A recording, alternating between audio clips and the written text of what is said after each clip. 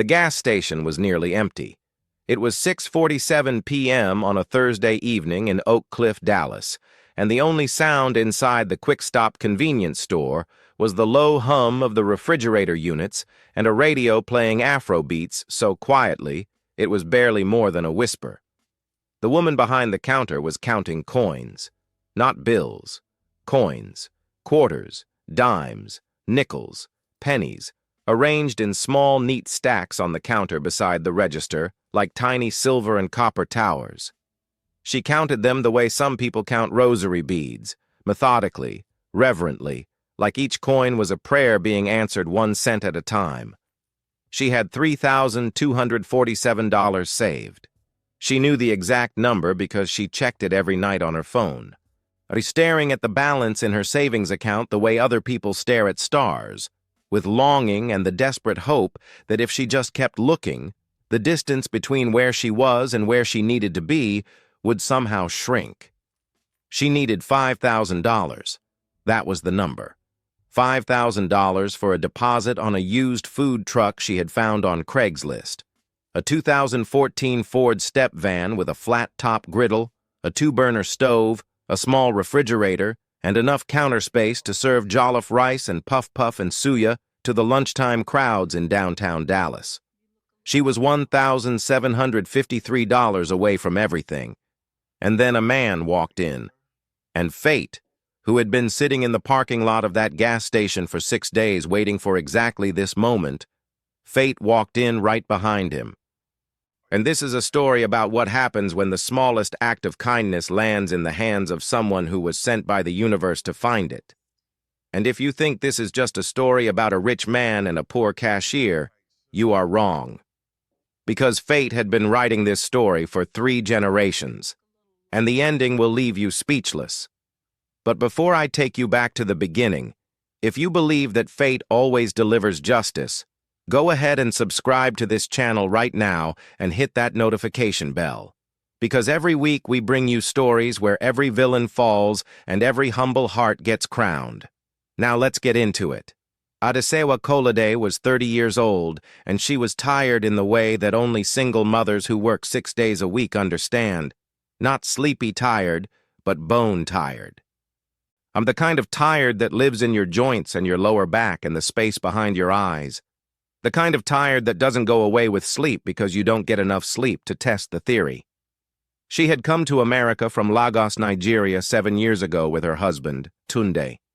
They came on diversity visas with 2 suitcases, a toddler daughter named Zara, and the kind of naive, beautiful, completely unfounded optimism that makes people leave everything they know for a country they have never set foot in. Dallas was supposed to be the beginning. For about 3 years it was. Tunde found work as a delivery driver. Adesewa worked part-time at a daycare while caring for Zara. They had a second child, a boy named Kofi. They rented a small 2-bedroom apartment in Oak Cliff. It wasn't luxury, but it was theirs. It was the start of a life. And then Tunde left. Not dramatically, not with a fight or a confession or a slamming door. He went to work on a Tuesday morning and he didn't come back. His phone went straight to voicemail.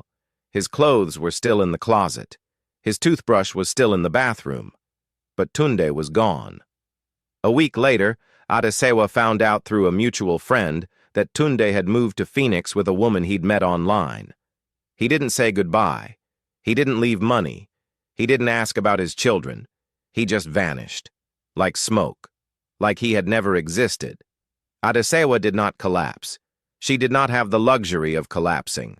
She had a 4-year-old and a 1-year-old and rent due in 11 days and exactly $340 in her checking account. So she did what women like her have always done. She got up. She found work. She found more work. She found the quick-stop gas station in Oak Cliff that needed a full-time cashier for the day shift, and she took it. $7.25 an hour plus whatever tips customers left in the small plastic jar by the register that said, "Thank you" in faded marker. She enrolled Zara in public school. She found a neighbor, Mrs. Johnson, a retired Black American woman who lived 2 doors down, who watched Kofi during the day for $50 a week, which was all Adesewa could afford and less than Mrs. Johnson deserved. But Mrs. Johnson said, "Baby, I raised 5. What's one more?" And that was that. Adesewa worked 6 days a week, Monday through Saturday, 6 a.m. to 3 p.m.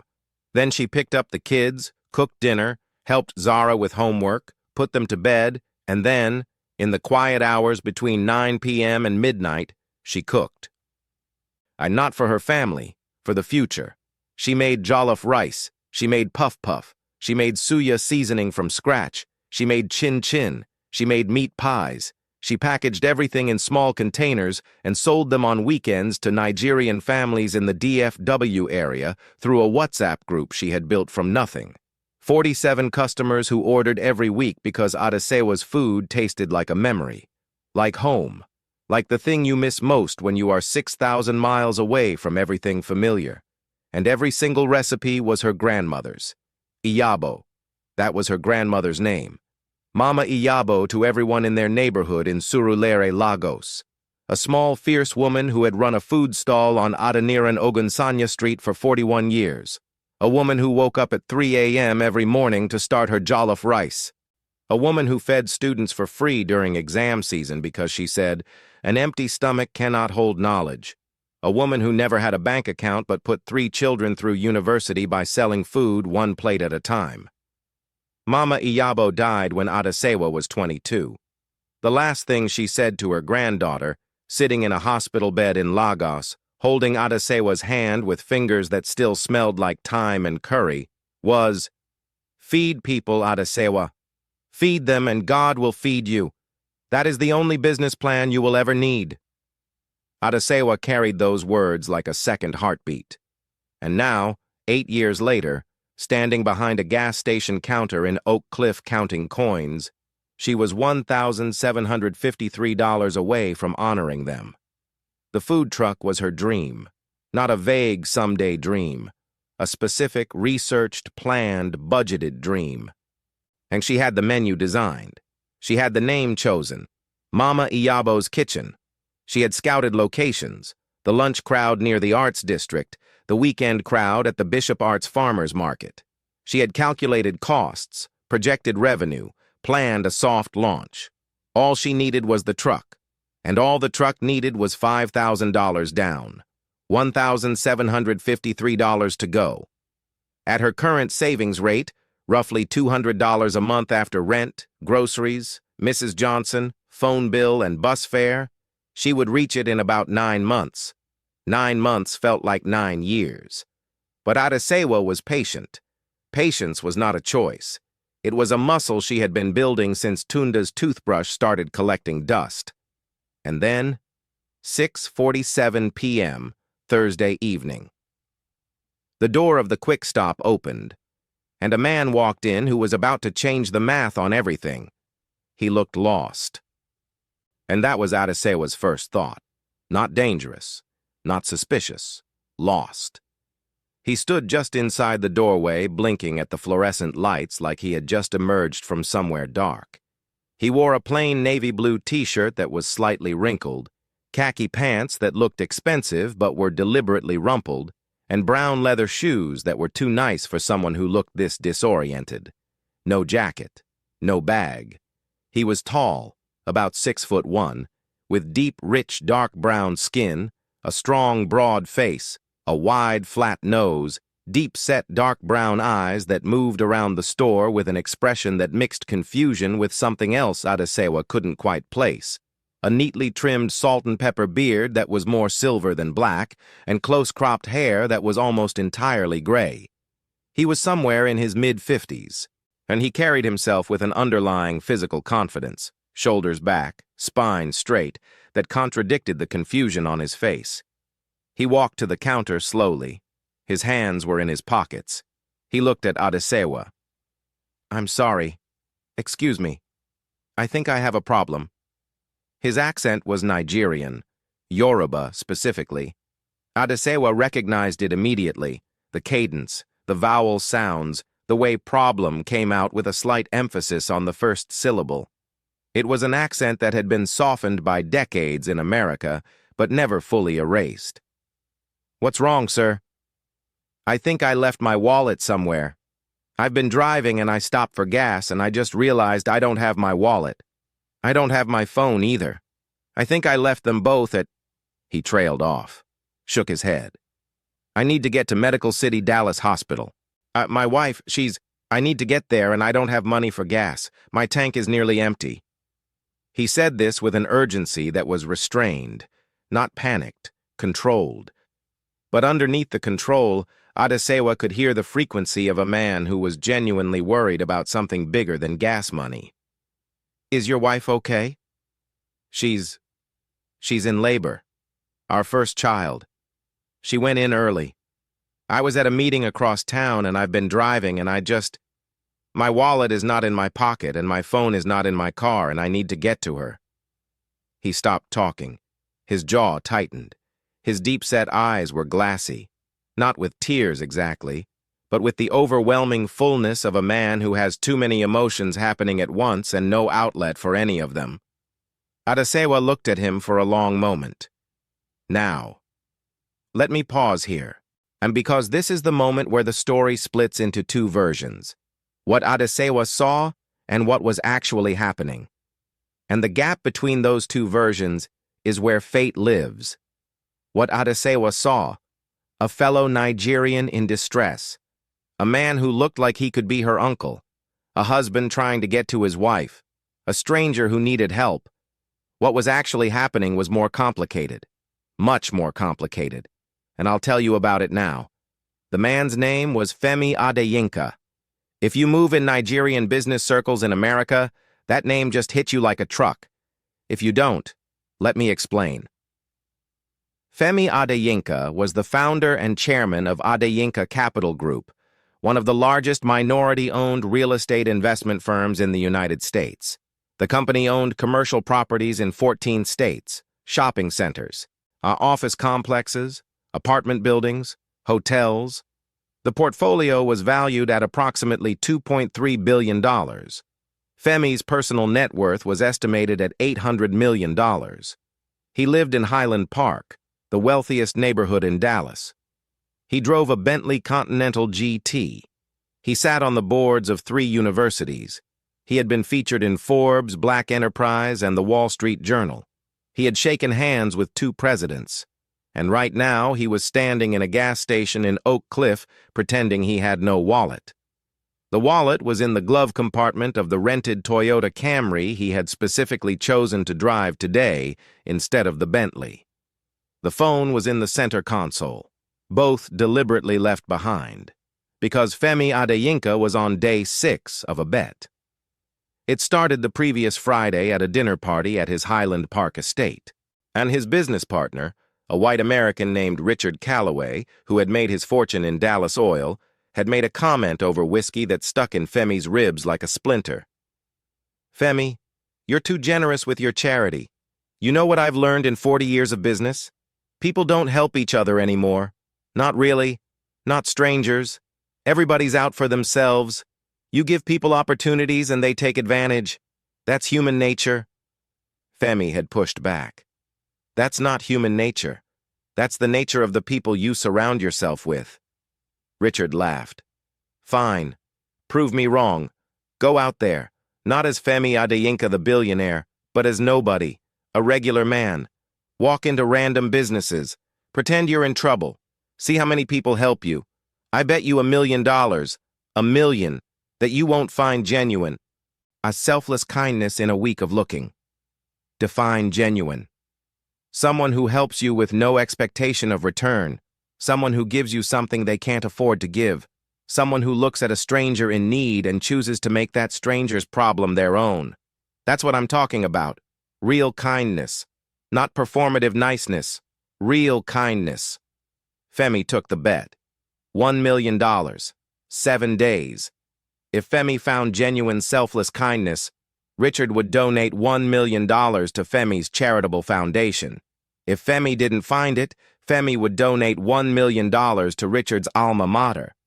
And so for 6 days, Femi Adeyinka, billionaire, board member, Forbes fixture, drove a rented Camry to gas stations, restaurants, convenience stores, and small businesses across the DFW Metroplex.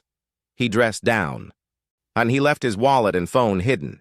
He approached counters and registers with the same story, some version of, "I'm in trouble and I can't pay." Day 1. A gas station in Frisco. The cashier shrugged and said, "Can't help you, man. No money, no gas." Day 2. A restaurant in Arlington. The waitress called her manager, who told Femi to leave. Day 3. A convenience store in Garland. The cashier offered to let Femi use the store phone to call someone but wouldn't cover any costs. Day 4. A gas station in Mesquite. The cashier was sympathetic but said store policy prohibited them from giving away merchandise. Day 5. A pharmacy in Irving. Femi changed the story slightly, said he needed to buy medicine for his sick child. The pharmacist said she couldn't help without payment and suggested he go to an emergency room. 5 days. And 12 businesses. Sympathy in a few, policy in most, genuine selfless action in none.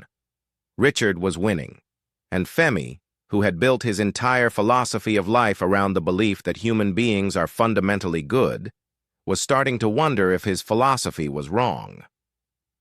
Day 6, Thursday. He almost didn't go out. He sat in his Highland Park study looking at the Camry keys on his desk and thought about conceding. 5 days was enough data. Richard was right. People didn't help strangers anymore. Not really. Not at cost to themselves. But something made him pick up the keys.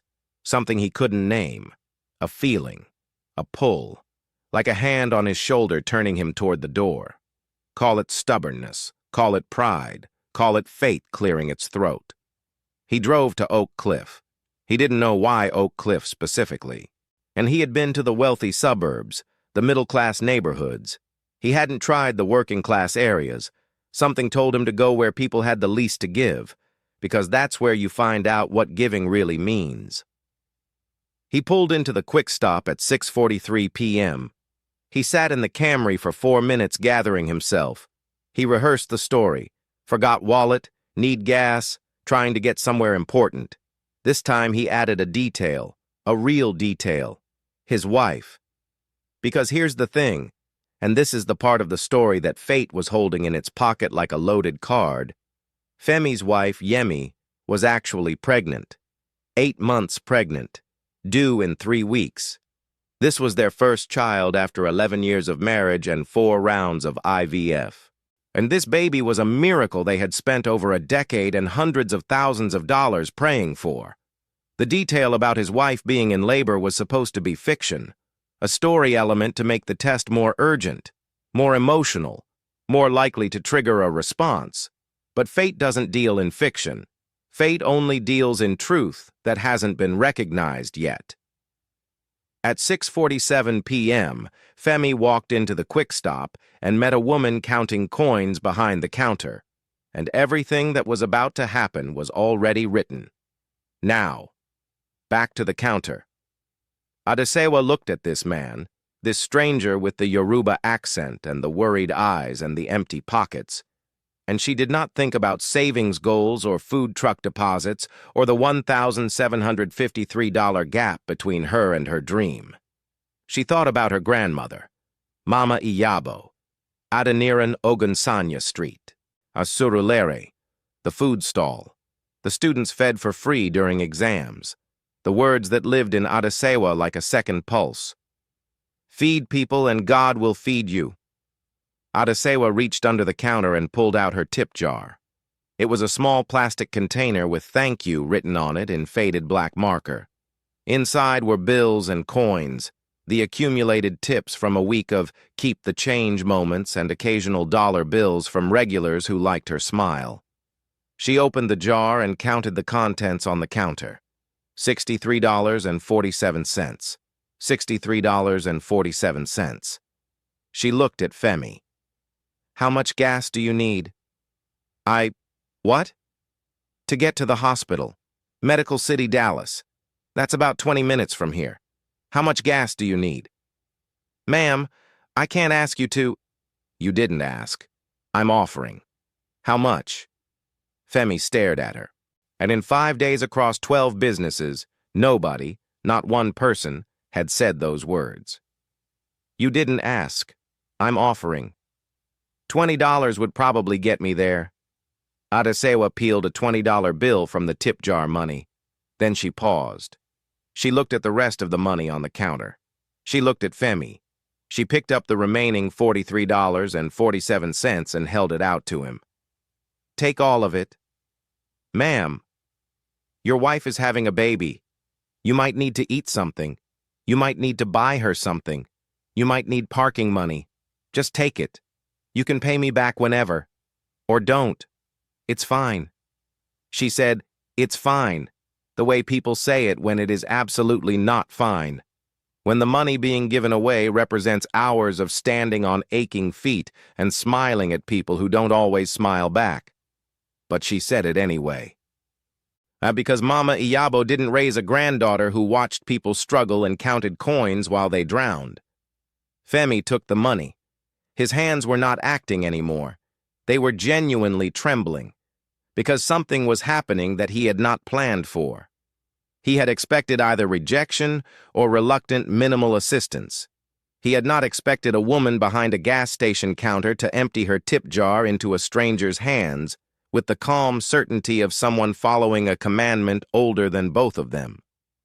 Thank you, he said, and he meant it in a way he had not meant those words in a very long time. Go to your wife, Adesewa said, and congratulations on the baby. She smiled, a real smile, wide, warm. A smile that had survived a husband who disappeared, a savings account that grew like grass, and 6 days a week on her feet in a gas station in Oak Cliff. A smile that cost her nothing to give and was worth more than anything Femi could price. Femi walked out. He got in the Camry. He sat in the driver's seat for a full minute, staring at $63.47 in his hand. And then his phone, the phone he had hidden in the center console, rang. He hadn't turned it off. He had just put it out of sight. And now it was ringing. He grabbed it. It was Yemi, his wife. Femi, you need to come to the hospital, now. His blood went cold. Yemi? What? My water broke. I'm at Medical City. Your mother is driving me. Femi, the baby is coming. The baby is coming now. 3 weeks early. Where are you? Femi's hands were shaking for real now. Not part of any test. Not part of any bet. His wife was in labor. On 3 weeks early. His first child. The miracle baby. And he was in a gas station parking lot in Oak Cliff with $63 from a cashier who didn't know his name. He started the engine. He pulled out of the quick stop. And he drove to Medical City Dallas Hospital, the exact hospital that Adesewa had told him to go to. The exact hospital she had mentioned before he ever said the name. She had said, Medical City Dallas, that's about 20 minutes from here, as if she was confirming directions she already knew. Fate had put him in the one gas station in Dallas where the cashier would not only help him, but send him to the exact hospital where his wife was already waiting. You cannot make this up. You cannot script this. This is fate operating in real time with a precision that makes chess look like checkers. Now, real quick. If you are already hooked on this story, do me a favor. Drop a comment right now and tell me what you think is going to happen when Femi comes back to that gas station. I want to see who guessed right by the end. And if you haven't already, smash that like button because it helps this story reach more people who need to hear it. All right, back to the story. Femi made it to the hospital in 17 minutes. He parked the Camry in the first spot he saw, a spot that cost $8. He paid with the money Adesewa gave him. A stranger's tip jar money paid for the parking spot where a billionaire parked to witness the birth of his first child. Fate's sense of irony is exquisite. The delivery was not easy. Yemi was in labor for 9 hours. There were complications. The baby was positioned wrong, the cord was wrapped. At one point, the doctors mentioned an emergency C-section. Femi sat in that delivery room holding his wife's hand and praying in Yoruba, prayers his mother taught him, prayers he hadn't said since childhood. And somewhere in those prayers, between the fear and the hope, he thought about the woman at the gas station. He thought about how she didn't hesitate, how she opened her tip jar like it was a medicine cabinet and she was dispensing the cure. How she said, "You didn't ask, I'm offering," as if the distinction mattered. And it did matter. It mattered because asking puts the burden on the person in need. Offering puts the power in the hands of the giver. Adesewa understood that instinctively. She understood generosity not as a response to a request, but as a choice made freely. At 4:12 a.m. on Friday morning, Iabo Adeyinka was born. 7 pounds, 2 ounces, screaming, healthy, perfect. Now, the name. Let me tell you about the name. During those 9 hours of labor, during the prayers and the fear and the waiting, Femi kept coming back to one detail from the gas station encounter. One small detail that most people would have overlooked. As he was leaving the quick stop with the $63, Adesewa had called out to him from behind the counter. He was almost at the door. She said, "My grandmother always said, 'Feed people and God feeds you.' Her name was Iabo. I'll ask Mama Iabo to watch over your wife tonight." She said it casually, like she was offering a piece of candy, not a prayer. But Femi heard it. He heard the name, Iabo, and he carried it into the hospital and through the labor and into the delivery room. And when the doctors placed his daughter on Yemi's chest and asked, "Do you have a name?" Femi looked at his wife, exhausted, beautiful, holding their miracle, and said, "Iabo." Yemi looked at him. "Iabo? That's not a name we discussed." "I know. I'll tell you the story. But her name is Iabo." Yemi looked down at the baby. The baby looked up at the fluorescent hospital lights with wide, brand-new eyes. And Yemi said, "Iabo. It suits her."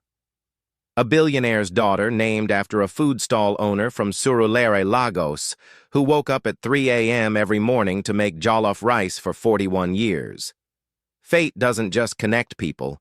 Fate gives the connections names. The weekend passed. Femi was in a cloud, the sleepless, overwhelmed, terrified, overjoyed cloud that every new father exists in during those first 72 hours. And he forgot about the bet. He forgot about Richard. He forgot about everything except Yemi and Iabo and the impossible miracle of their existence. On Monday morning, Richard called. "Well, day 7 was yesterday. Did you find your selfless stranger?" Femi was quiet for a moment. Then he told Richard the story. All of it. The quick stop, the tip jar, the $63, the words, "You didn't ask, I'm offering," the grandmother's name, the baby. Richard was silent for a long time after Femi finished. "You win," Richard said quietly. "The $1 million is yours. I'll wire it to the foundation today." "I don't want the money in the foundation." "Then where?"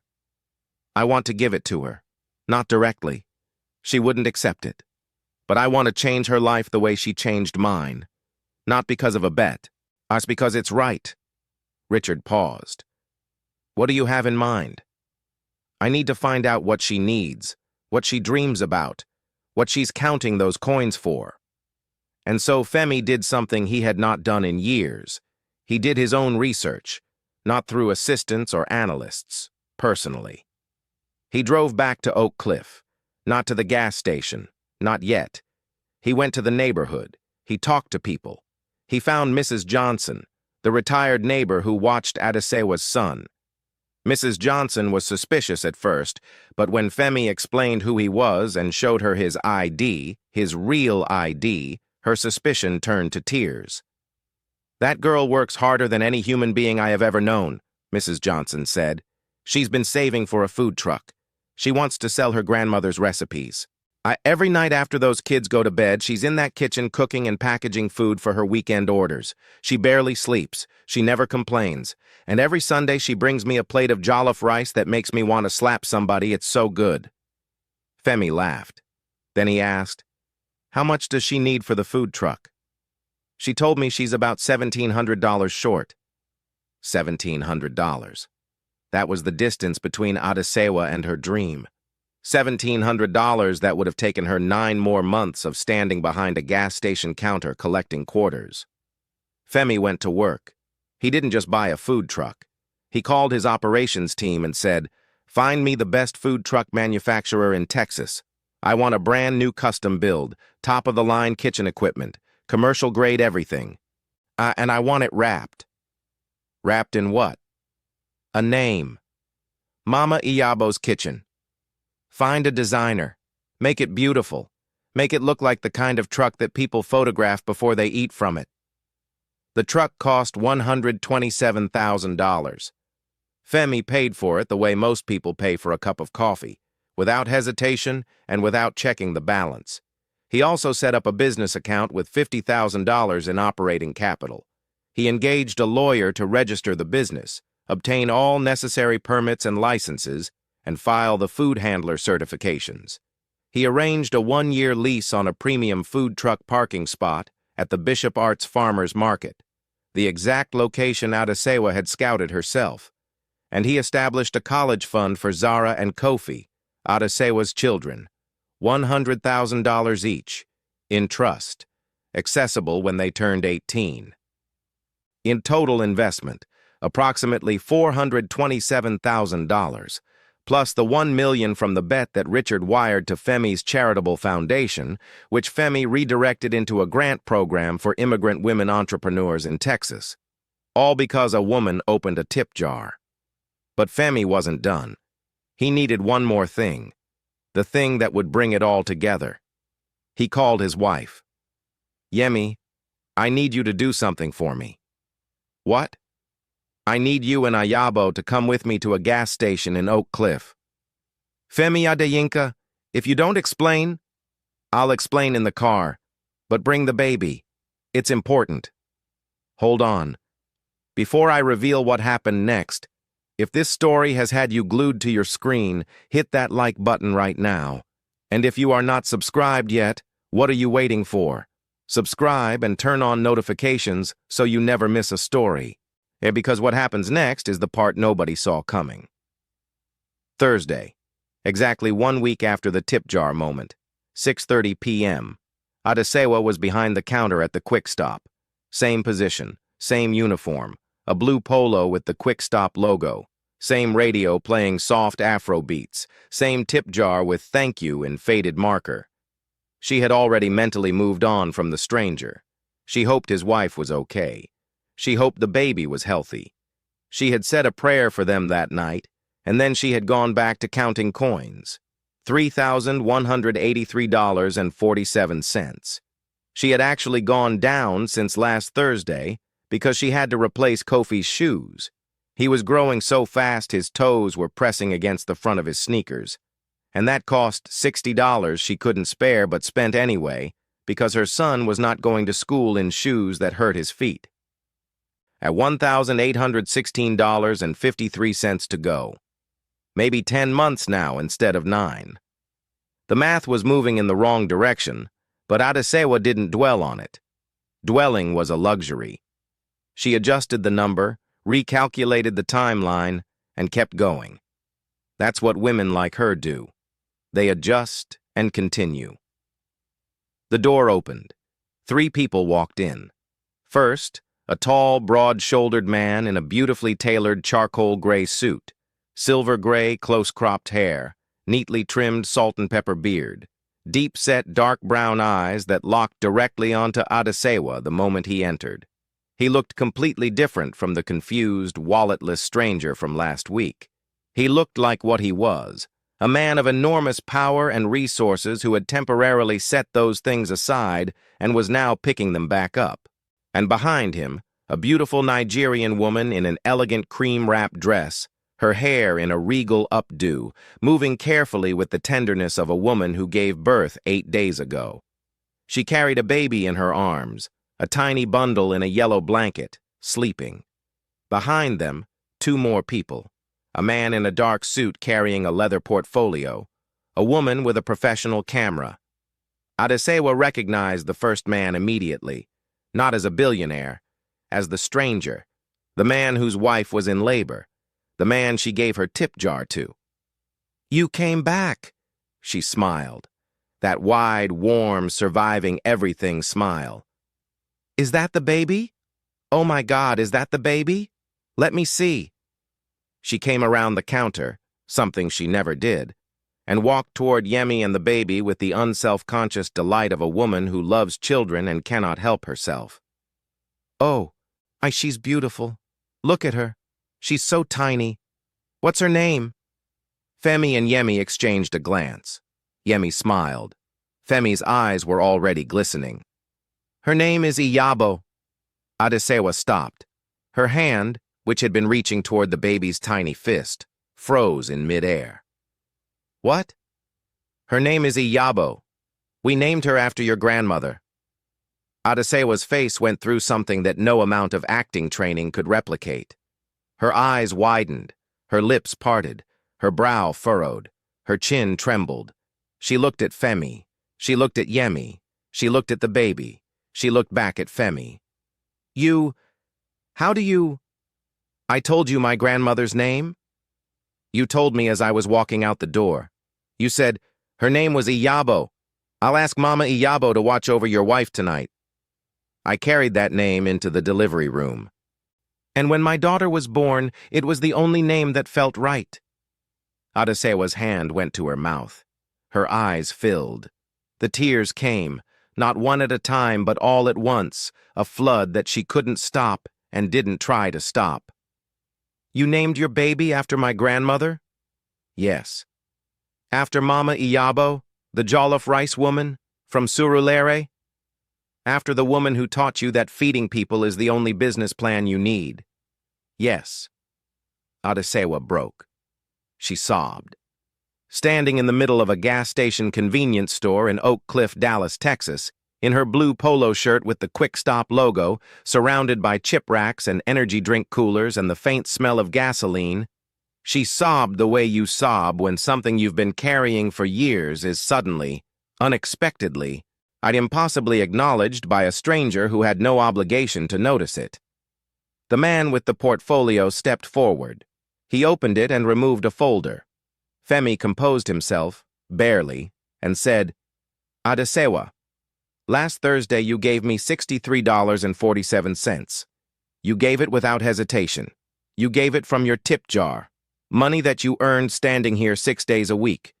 You didn't know who I was. You didn't ask for anything in return. You simply saw a stranger in need, and you gave what you had.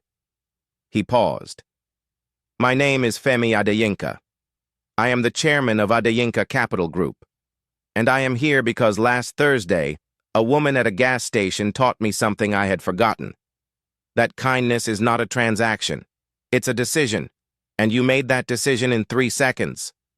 Adesewa was staring at him, and tears still running. The other customers in the store, there were 4 of them, had completely stopped what they were doing. A man holding a bag of chips stood frozen near the Doritos rack. A woman at the coffee machine had turned around with her cup suspended in midair. 2 teenage boys near the candy aisle were slack-jawed. The gas station had gone silent. Femi continued. Mrs. Johnson told me about your food truck dream. She told me about Mama Iyabo's recipes. She told me about the $5,000 you've been saving for coin by coin. He nodded to the man with the portfolio, who stepped forward and opened the folder in front of Adesewa.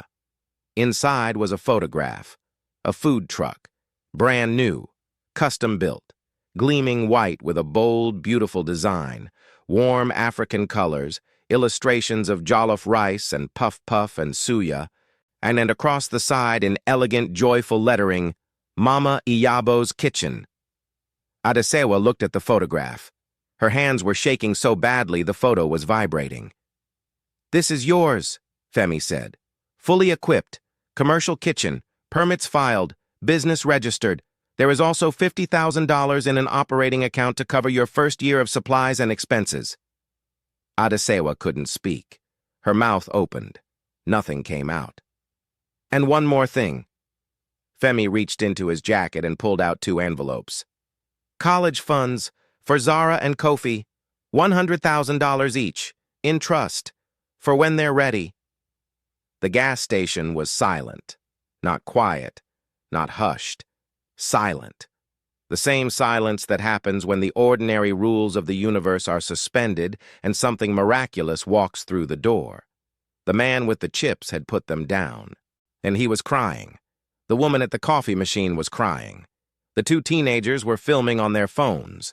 The store manager, a middle-aged Indian man named Raj, who had employed Adesewa for 3 years, had come out of the back office and was standing in the doorway with his hand over his mouth and tears running into his mustache. Adesewa looked at the photograph of the food truck. She looked at the college fund envelopes. She looked at baby Iabo sleeping in Yemi's arms. She looked at Femi. And then she said something that broke everyone in the room. "Mama Iabo is watching this." She said it quietly, simply, with absolute certainty. Not as a metaphor, not as a poetic statement, as a fact. The same way you'd say the sun is out or it's Thursday. A fact.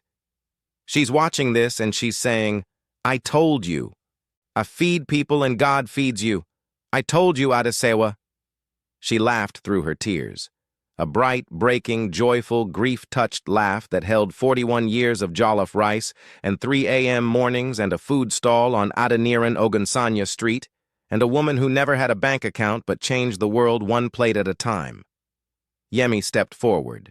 She held out baby Iabo to Adesewa. "Would you like to hold your granddaughter's namesake?" Adesewa took the baby. Tiny Iabo nestled into her arms like she had been there before. Like she recognized the warmth. Like somewhere in her brand-new soul she already knew the name she carried and the woman it belonged to. Adesewa held that baby and cried, and smiled, and cried, and laughed. And the gas station, the quick stop on the corner in Oak Cliff where nothing extraordinary ever happened, became the most sacred room in Dallas. The woman with the camera captured everything. Not posed shots. Not staged moments, real moments. Adesewa holding the baby, Femi wiping his eyes, Yemi with her hand on Adesewa's shoulder, Raj in the doorway crying, the tip jar on the counter with "thank you" in faded marker, the photograph of the food truck.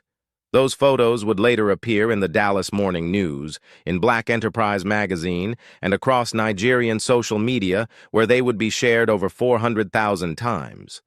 But that was later. In that moment, there was no media, no strategy, no publicity play. There was just a gas station, a tip jar, a baby named after a grandmother, and the sound of fate exhaling. And the following month, Mama Iyabo's kitchen rolled out for the first time at the Bishop Arts Farmers Market. Adesewa served jollof rice, puff-puff, suya, and meat pies from a truck so beautiful that people photographed it before they ordered. She sold out in 2 hours and 40 minutes. By month 3, she had a second location, a lunch spot near the Arts District. By month 6, she hired 2 employees. By year 1, Mama Iyabo's Kitchen was one of the most popular food trucks in Dallas, with a waiting list for catering and a feature in Texas Monthly magazine. Adesewa quit the quick stop, but she went back every Friday to bring Raj a plate of jollof rice, free. Because Mama Iabo said feed people. She didn't say only feed people who can pay. Zara started a cooking journal, writing down every recipe her mother taught her. At the same way Adesewa had learned from Iabo. The chain was unbroken, grandmother to mother to daughter, a line of women who fed the world one plate at a time. And Femi? He became a regular at the truck. Every Saturday morning he showed up with Yemi and baby Iabo. He stood in line like everyone else. He paid full price. He never asked for special treatment. One Saturday, Adesewa asked him, "Why do you keep coming? You can eat anywhere in the world." Femi looked at her. Then he looked at baby Iabo in the stroller, chewing on her own fist. Then he looked at the truck, Mama Iyabo's Kitchen in bright letters on the side. "Because this is the best jollof rice in Dallas, and because my daughter should grow up eating the food of the woman she's named after." Adesewa smiled. That smile. The one that survived everything. Mama Iabo would have liked you, she said. Mama Iabo sent me to your gas station, Femi replied. I'm sure of it.